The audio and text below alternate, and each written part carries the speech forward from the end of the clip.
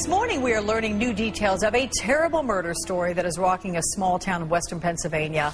An 11-year-old boy is in jail this morning in WAMPUM, that's outside of Pittsburgh. Police there are charging the 5th grade boy with homicide for shooting and killing his father's girlfriend, who was just weeks away from giving birth to a baby boy. For some perspective on this terrible story, we're joined live here in studio by Gail Alba, private investigator and former NYPD detective. Good morning to you. How are you doing? I'm doing okay, but you know, I'm a mom and I've got a child right about this age, and you think, wow. I mean, first of all, where this 11-year-old got this shotgun from his father, it was a Christmas present. Does that make sense to you? Should a child be given such a powerful weapon?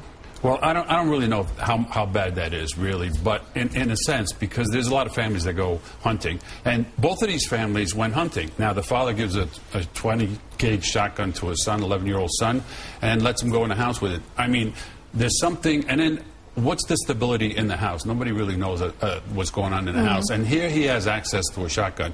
For me, I mean, that's unthinkable to give an 11-year-old a shotgun, let him keep it as well, and have it in the house. So there's the, you know, and for an 11-year-old boy to shoot somebody like that in the back of the head and go to school, there's something wrong with that 11-year-old kid. So people that have children and all that saying, I got 11, they would never do that. Of course not. So obviously there was something wrong with this kid to begin with. Well, and you said part of the story, he goes and shoots this woman in the back of the head as she's in her bed, goes off to school, concocts this, you know, tale about a black truck that he saw, police go on this 5-hour chase looking for some sort of a suspect they say never existed.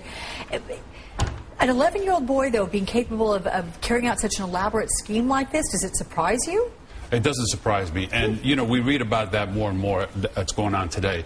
And the police believe him. Of course, they go into the police and come on out and he tells them a story like he's confident. He had no qualms. He had no remorse, no nothing about shooting this person. He tells them the story. And the police go and search for the car for 4 or 5 or 6 hours looking for them. And finally, one of the 7-year-old girls comes up and tells the police a story about, you know, he had a shotgun and I heard some shots going off. And that's where the focus went on him. Yeah. However, this investigation still has to prove that this kid did it.